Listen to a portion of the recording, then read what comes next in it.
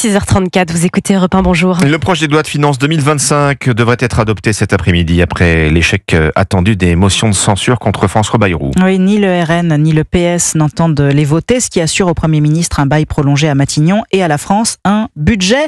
Mais que contient-il exactement ce budget ? Le texte, dont l'objectif est de ramener le déficit public à 5,4% du PIB, prévoit des coupes dans les dépenses des ministères et des contributions exceptionnelles des ménages les plus aisés, mais aussi des entrepreneurs. Les grandes sociétés, mais aussi les plus petites structures, comme les micro-entreprises. Oui, car le seuil à partir duquel les auto-entrepreneurs paient la TVA va être abaissé. Concrètement, plus d'1 million de Français vont donc voir fondre leurs revenus dans les prochains mois, Brieux Bochet. Pour ces micro-entrepreneurs, il n'y aura pas beaucoup de solutions. Soit ils augmenteront leur prix du niveau de la TVA, c'est-à-dire 20%, avec le risque de perdre des clients et donc des revenus.